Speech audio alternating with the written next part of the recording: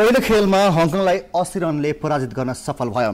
दोस्रो खेलमा test playing nation बङ्गलादेशसँग 8 विकेटको पराजय बेहोर्यो र तेस्रो खेलमा ऐतिहासिक जित नेपाली टोलीले दर्ता गर्यो र अफगानिस्तानलाई 9 रनले पराजित गर्न सफल भयो र नेपाली क्रिकेट टिमले आइसिसी टी20 विश्वकप प्रतियोगितामा राम्रो खेल प्रदर्शन गरेर एउटा ग्रान्ड वेलकम पनि पाइसकेको छ र आज हामी नेपाली क्रिकेट टिमको यो नयाँ पुस्तासँग त्यो भित्र टिमभित्र पनि अलि यङ पुस्तासँग कुराकानी गर्न लागिरहेका छौँ।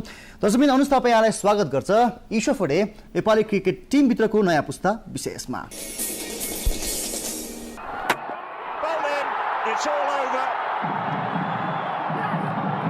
The sixth bowls of this innings, utterly emphatic. Welcome back to Chittagong. It's match day 3 of this ICC World 2020 2014. In the air is a fielder closing under it. Down the ground, straight, clean. In the air, oh, good catch, Sangapun. Gone high in the air, is it going to fall safe? No, it isn't. What a catch again, Paris Khadka, the magic man.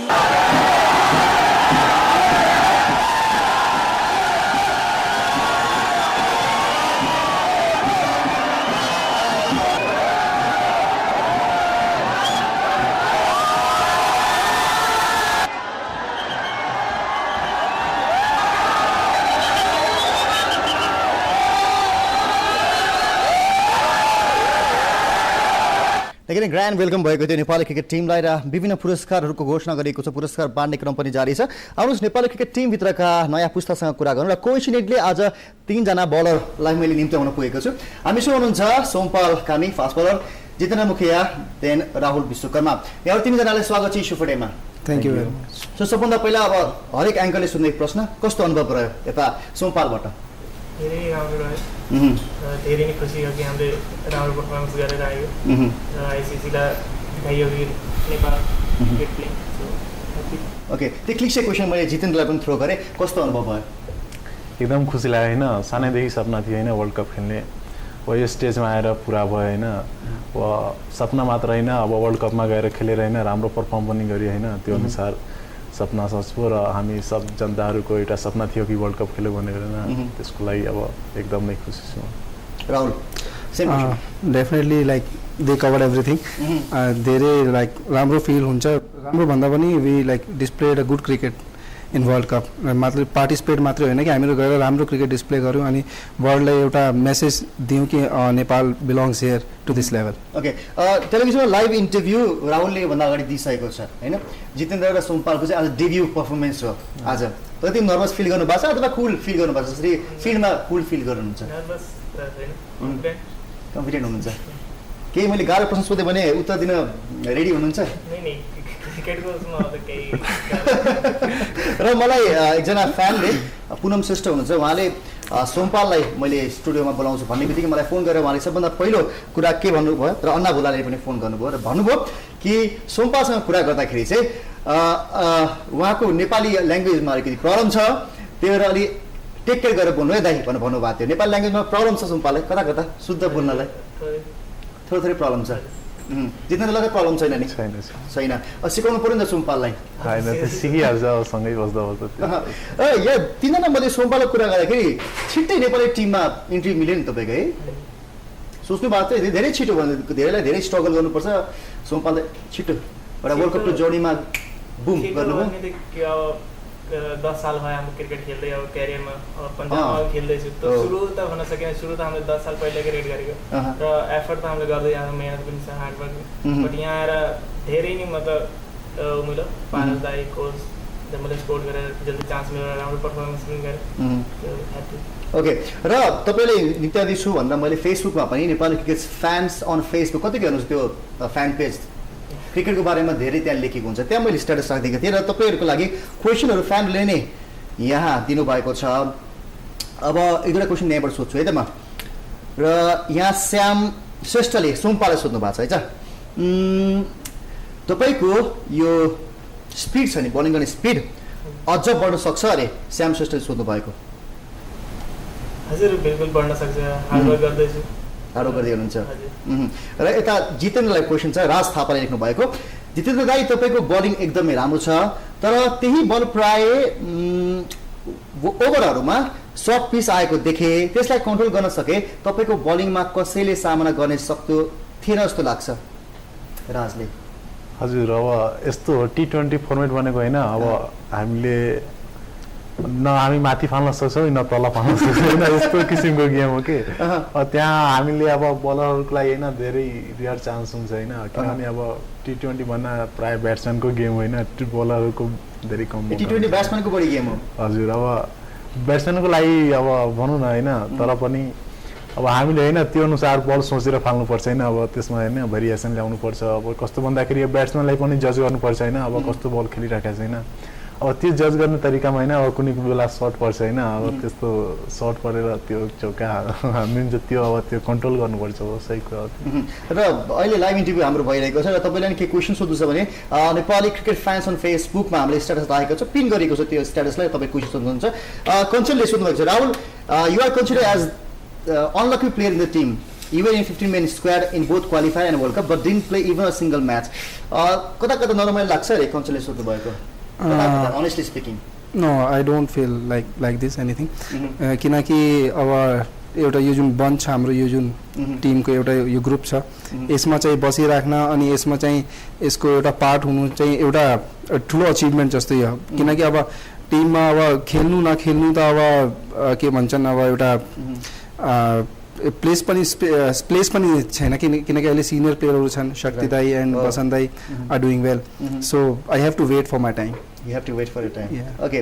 कहिलेकाहीँ हुन्छ भने कहिलेकाहीँ म remind गर्छु 1994 को FIFA world कपमा Ronaldo चाहिँ त्यतिखेर स्क्वाडमा थिए तर उनले प्लेइङ 11मा थिएन तर 1998 मा राम्रो प्रदर्शन गरे उनले 2002 मा त उनले वर्ल्ड कप जिताइदिए कहिलेकाहीँ त्यस्तो हुन्छ यता जित्नलाई सुजन पुनले लेख्नु भएको छ है What was your feeling when you get your first man of the match title versus Afghanistan in World Cup T20 Bangladesh?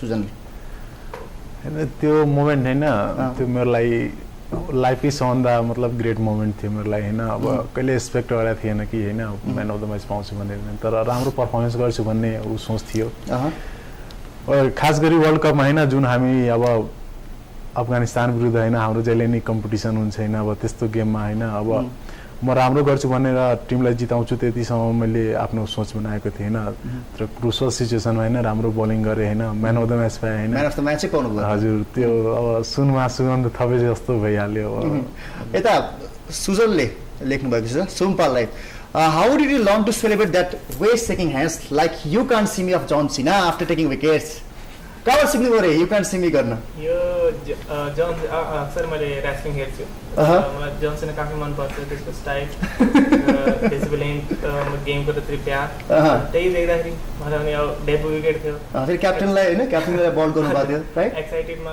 भइहाल्यो एक्चुअली जन सिनाको त्यो स्टाइल कस्तो गर्नुभएको छ हामी हेर्ने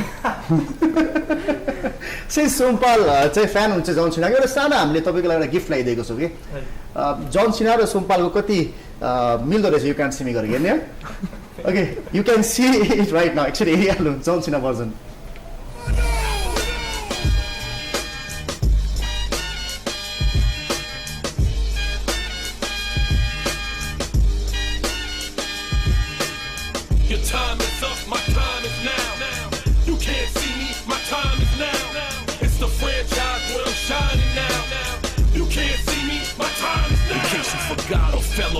Still hot, knock your shell off. My money stacked fat, plus I can't turn the swell off. The franchise doing big business. I live this, it's automatic. I win this, so you hear those horns, you finish. A soldier, and I stay under you fighting. Plus I'm storming on you chumps like I'm thunder and lightning. Ain't no way you breaking me, kid. I'm harder than nails. Plus I keep it on lock like I'm part of the jail. I'm slaughtering stale competition. I got the whole block wishing they can run with my division, but they gone fishing with no bait. Kid your boy, oh wait, I got my soul straight. I brush your mouth like Colgate. In any weather, I'm never better. Your boy's so hot, you never catch me in the next man's sweater. So, Rahul, कसरी राम्रो गर्दो रहेछ you can C me जन सिनाले कि सोमपालले definitely सोमपालले अम्पायरले गाली गर्नुभएको सचेत गराउनु भयो किनभने त्यस्तो राम्रो मानिँदैन त्यो जेन्टलम्यान गेममा के भन्नुभयो अम्पायरले भनिदिनु भयो कि ब्याट्सम्यानको सामु यसो नगर ब्याट्सम्यानले अब्जेक्सन नसक्यो तपाईँको म्याच ब्यान हुन सक्छ र म्याच सरी त्यही त तपाईँहरूको त्यो जब विकेट लिनुहुन्छ बलरहरूले नि खतरा किसिमले तपाईँहरू गर्नुहुन्छ अलि सोमपाको नयाँ रूप देखेर अर्को नयाँ रूप चाहिँ सबभन्दा बढी चर्चा भएको शक्ति गोजनको nobody can catch Shakti can anybody catch Shakti when he bowls Yeah, it's really difficult to catch him whenever he gets wicket. So it looks good. Like एउटा टिममा एउटा यसो बुस्ट अप गर्ने एउटा मोमेन्ट आयो भने सबैले हेर्नमा पनि रमाइलो लाग्छ हैन if someone running around the ground by after taking wicket and it looks good and everyone enjoy it okay सोमपाललाई क्वेसन चाहिँ यहाँ पुनमले लेख्नु भएको छ टेक्स्ट पठाउनु भएको छ मलाई तपाईँ सोमु रे तपाईँलाई माया गरेर सोमु भन्नुहुन्छ तपाईँ अब नेसनल टिममै खेल्नुहुन्छ कि you will return back to India national टिममै खेल्छु र यही सपना लिएर आएको थियो खेल्ने हो खेल्ने हो नेपाल टिमलाई अगाडि ल्याउने राम्रो पर्फर्मेन्स गर्ने त्यस्तै ओके र अर्को क्वेसन छ राहुलको लागि के छ अब प्लान रे अबको प्लान के छ रे definitely cricket big plan is cricket अब अहिले हामीहरूले so far we have done well but we have to like work more better in future time अनि त्यसको लागि हामीले हार्डवर्क पनि गरिरहेको छौँ अनि आउने चाहिँ अब 3-4 वर्षमा अब हाम्रो जुन ओडिआई स्टेटसको लागि जुन फाइट छ त्यसको लागि अब 3-4 वर्षको टाइम छ हामीसँग त्यसको लागि हामीले प्रिपरेसन राम्ररी गर्नुपर्छ and we have to play better cricket like then this whatever we played right now र जितेन्द्रले मैले अस्ति पढेको थिएँ होइन अब लास्ट म्याच जुन अफगानिस्तान बङ्गलादेशसँगको म्याचमा होला हामीले सुरुमा ब्याटिङ गऱ्यौँ त्यसपछि बलिङ त्यसपछि त्यो गेममा नि यदि हामीले पछि ब्याटिङ गर्नु पाए भए things could have been different भनेर भन्नुभएको थियो हजुर